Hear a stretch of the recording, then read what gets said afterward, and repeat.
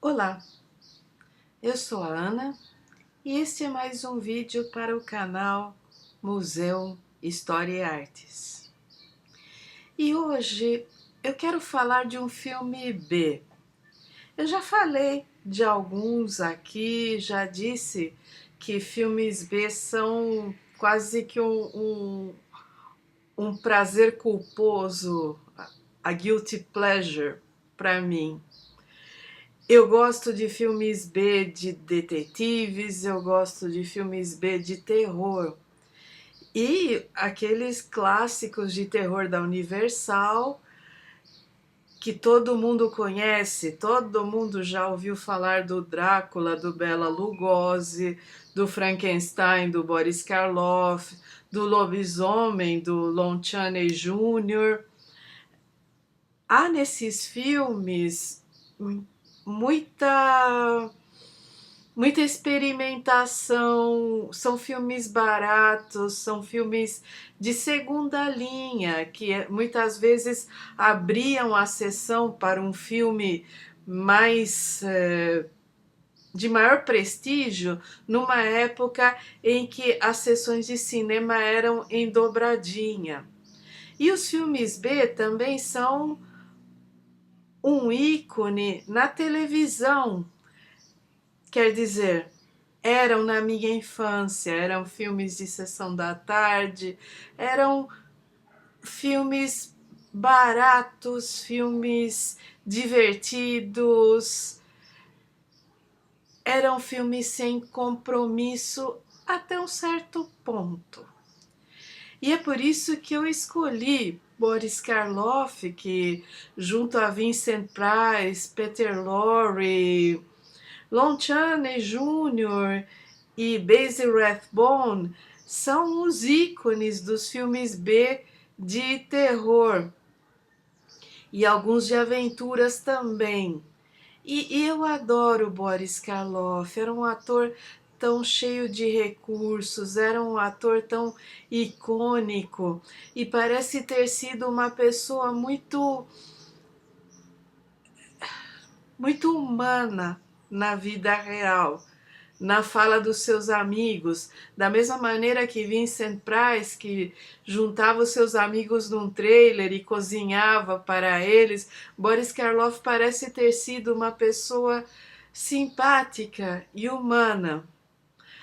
Mas, ao mesmo tempo, ele é o responsável, junto com os maquiadores do estúdio, pela imagem que se tem até hoje do monstro de Frankenstein.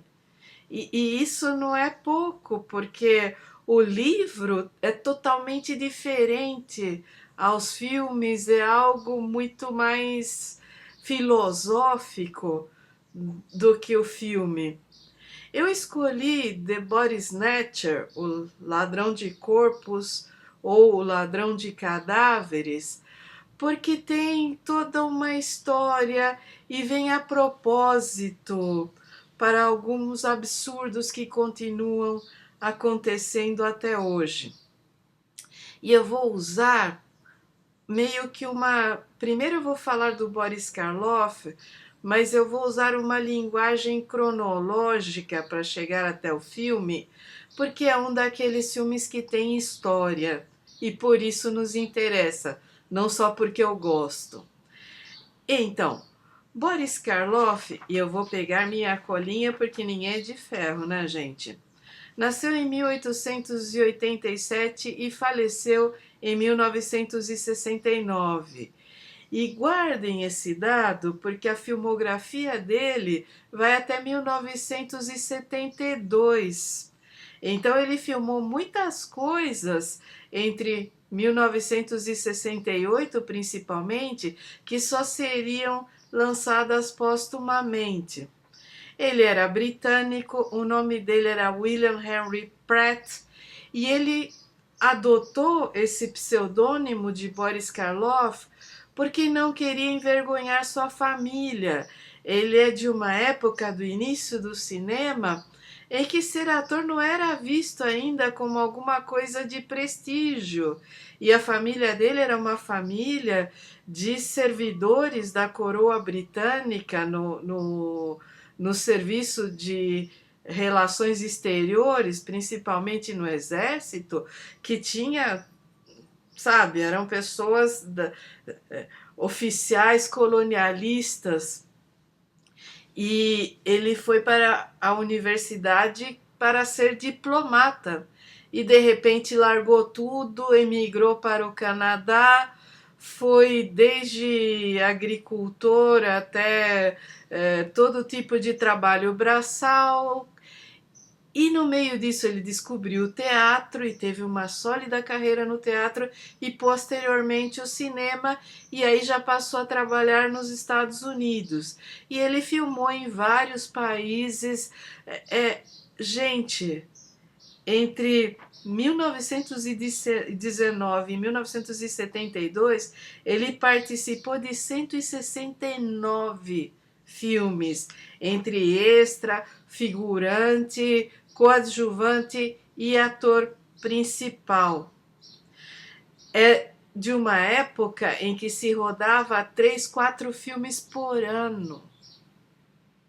E é uma loucura o ritmo de trabalho desses atores mais antigos e a disciplina que eles tinham para trabalhar assim. E mesmo assim, Boris Karloff era seríssimo, seríssimo. E ele participou de muitos filmes interessantes. Ele tinha uma carga dramática e ele fez a transição do cinema mudo.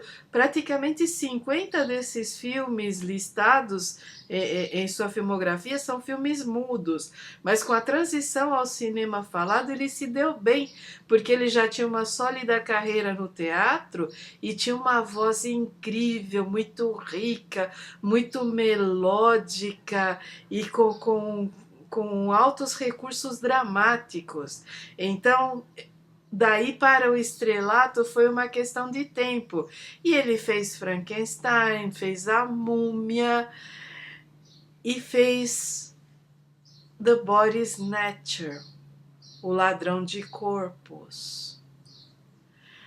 E aí eu quero voltar ao passado para falar desse filme. Entre 1828 e 1829, em Edimburgo, na Escócia, houve uma série de crimes horripilantes. E isso começa porque Edimburgo, à época, além de uma cidade histórica, além de toda a carga, né, era uma cidade com uma universidade importantíssima.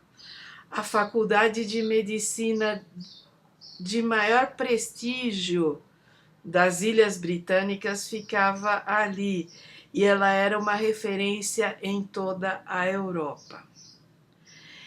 E era comum que no cemitério de Edimburgo houvesse grades nos túmulos e guardas noturnos contratados pelas famílias dos defuntos para que os cadáveres não fossem roubados. Porque, como havia uma faculdade de medicina, era comum o roubo de cadáveres para estudos.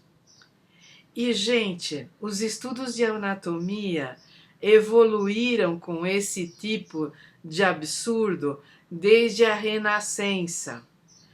Em Edimburgo foi preciso esse escândalo para que se redigisse um conjunto de leis regulamentando o uso de cadáveres nas aulas de anatomia e punindo qualquer excesso, porque naquele momento o que era considerado viável era que se usasse os cadáveres dos condenados à morte, porque a morte era, entre os cidadãos comuns, era sempre o enforcamento. Então, aos cadáveres de assassinos, principalmente, era negado o enterro em Campo Santo. Estamos falando de uma época em que os rituais de passagem, de falecimento e tudo mais, ainda estavam sob a égide das religiões e não do Estado. A maior parte dos cemitérios ainda eram anexos a igrejas, não havia cemitérios públicos, isso vai acontecendo depois. Então, muitas vezes, indigentes e condenados à morte, executados, iam parar nas mesas dos professores de anatomia. Mas com a alta demanda e o crescimento da universidade, isso passou a ser insuficiente. E aí surgem duas figuras tétricas e tristemente célebres no mundo dos assassinos, que às vezes eles são chamados de assassinos em série, de serial killers, mas eu não considero assim, eu creio que eles são assassinos em massa, porque os crimes deles eram de ocasião e muitas vezes falta a tal assinatura que toda essa papagaiada do FBI atribui aos serial killers. Então, William Hare e William Burke eram imigrantes irlandeses que se conheceram em Edimburgo e passaram a gravitar em torno de uma hospedaria. Eu não vou lembrar agora como se deu essa ideia, mas eles começaram a executar por envenenamento hóspedes dessa hospedaria que eram indesejáveis ou que ninguém sentiria falta. Começou com um sujeito que não pagou a conta e ficou meses sem pagar, e evoluiu para que eles atraíssem mendigos, prostitutas e pessoas excluídas da vivência social mais elaborada, sem parentes, sem quem lhes sentisse a falta. E eles envenenavam e depois vendiam a um certo Robert Knox, que era o titular de anatomia na faculdade. E muitos desses professores, não só em Edimburgo, mas pelas faculdades afora, durante séculos, jamais fizeram perguntas sobre os cadáveres que lhes eram oferecidos, porque isso era importante para suas aulas e a ciência estava acima de tudo. Por isso, quando a gente diz que a história da medicina é repleta de cadáveres, não é à toa. E a frieza dos médicos em sua formação até hoje e de várias áreas correlatas, a sua propensão à eugenia e ao discurso cientificista tem toda uma história. A questão principal é que, quando capturados, Hare e Burke confessaram 16 assassinatos. Hare fez um acordo e saiu impune, ele e a companheira dele. Burke foi julgado e foi executado, e seu corpo foi doado à ciência e seu esqueleto existe até hoje no museu local.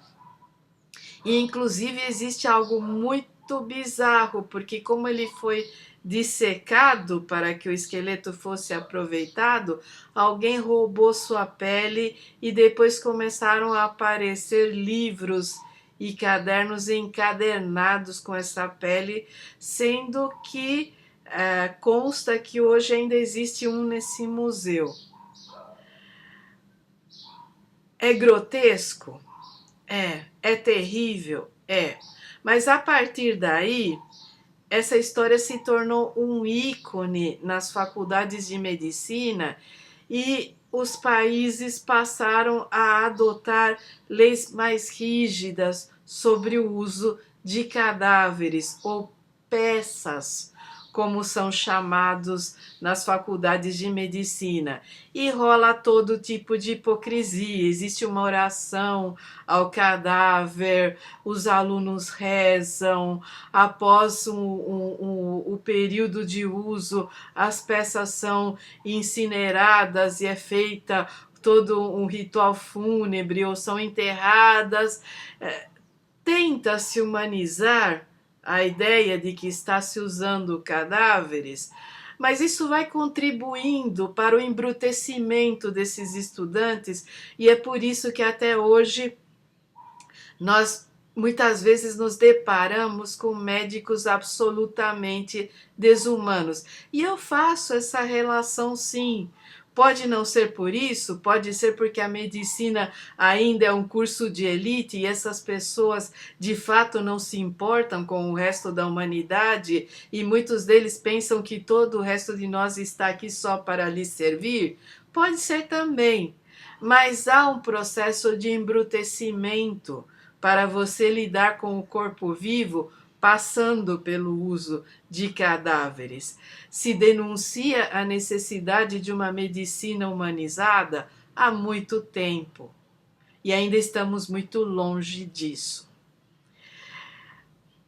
Hare e Burke se tornaram uma história da Edimburgo assombrada, da Edimburgo tétrica, da Edimburgo que até hoje proporciona tours noturnos para turistas.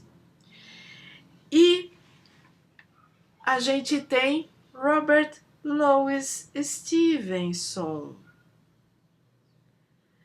que é um dos meus escritores favoritos de aventura, que fez as delícias da minha adolescência com A Ilha do Tesouro, O Estranho Caso de Dr. Jekyll e Mr. Hyde. Gente,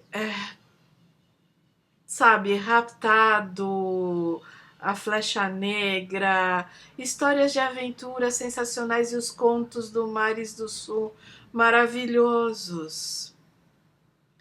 Em 1884, Robert Louis Stevenson publicou um livro chamado The Body Snatcher, O Ladrão de Corpos ou O Ladrão de Cadáveres, conforme a tradução, que é livremente baseado nessa história do Hare e do Burke. E é livre mesmo porque na sua confissão o Burke admitiu todos os assassinatos, mas disse que jamais desenterrou um cadáver. Quer dizer, ele tinha sua ética, né, gente?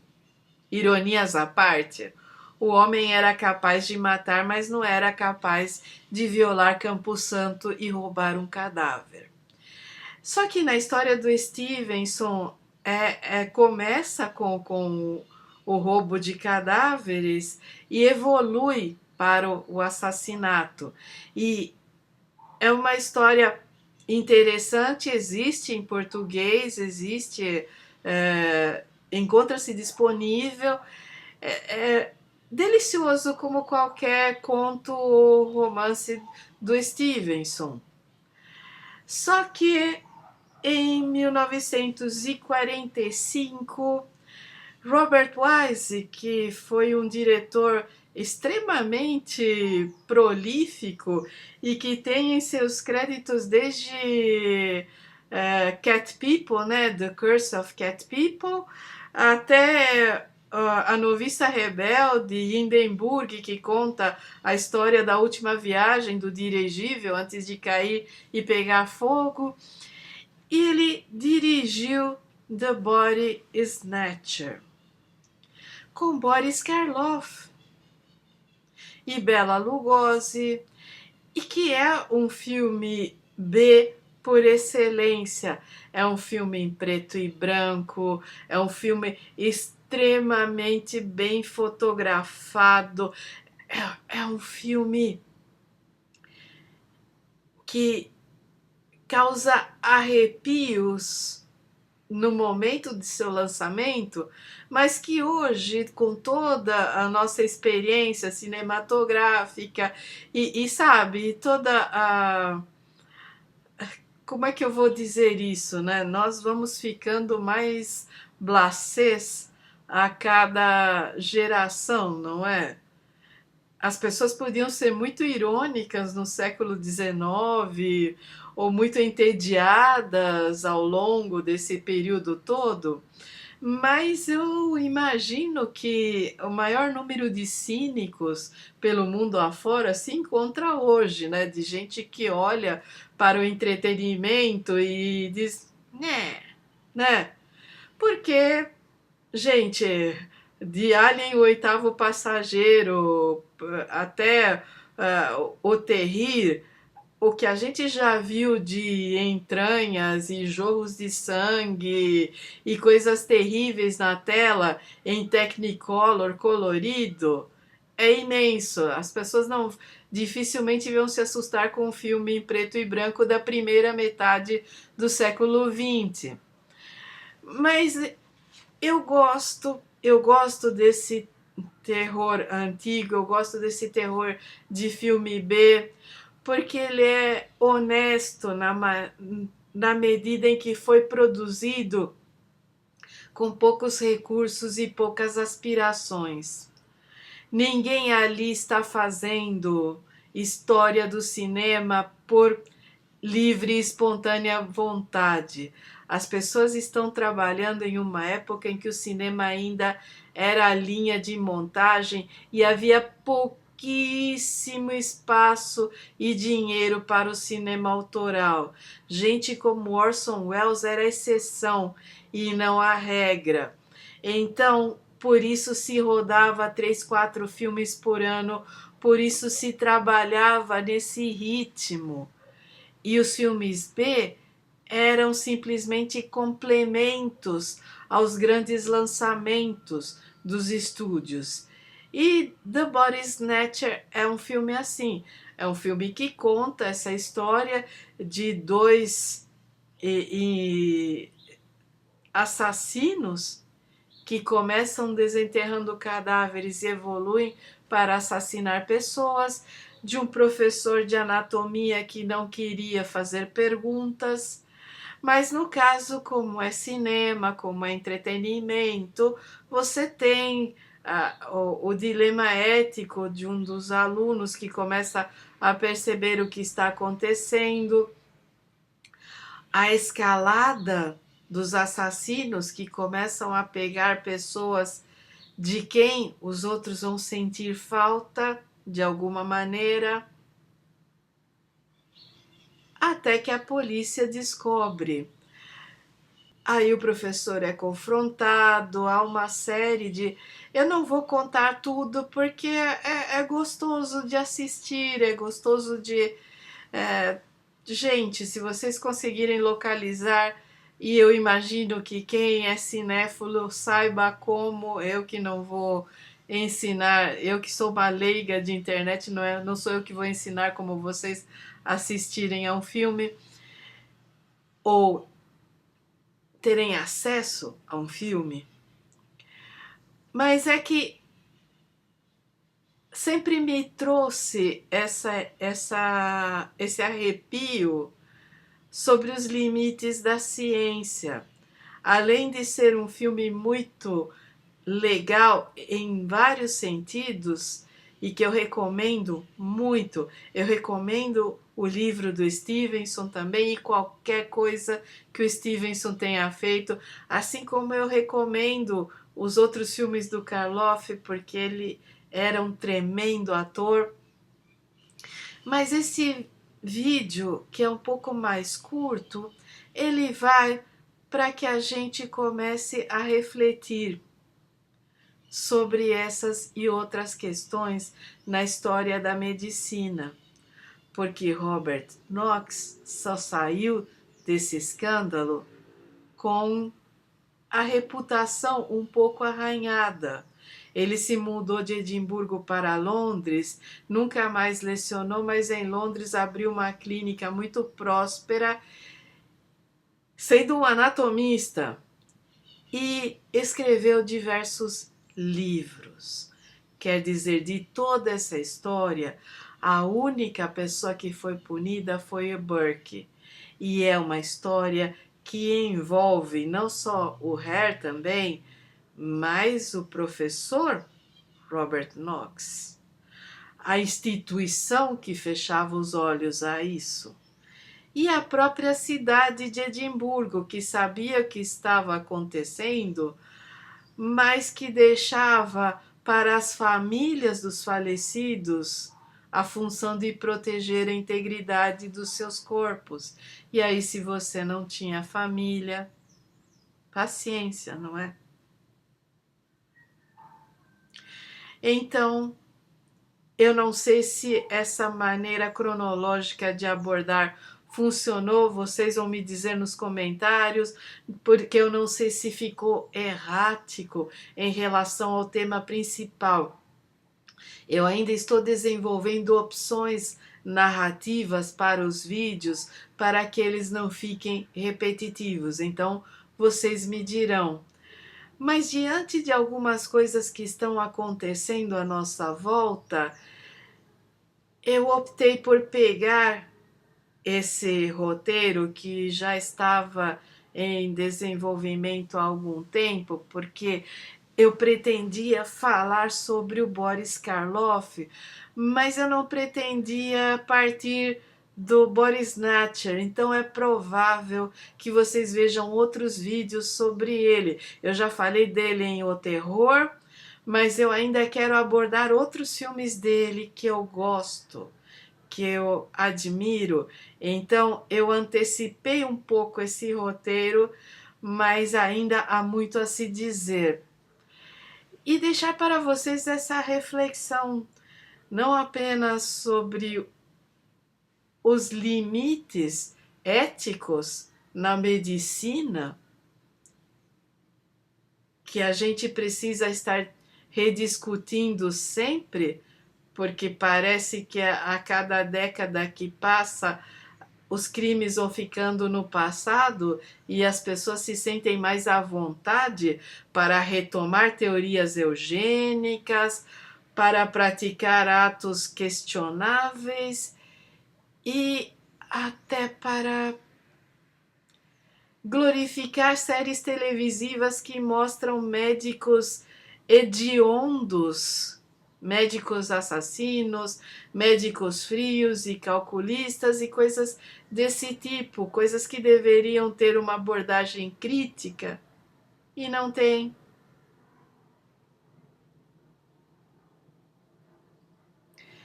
E sempre se volta ao uso de cadáveres. Se você não sabe do que eu estou falando, vá ao TikTok. Só digo isso. Então, esse foi mais um vídeo para o canal Museu História e Artes. Espero que vocês tenham gostado.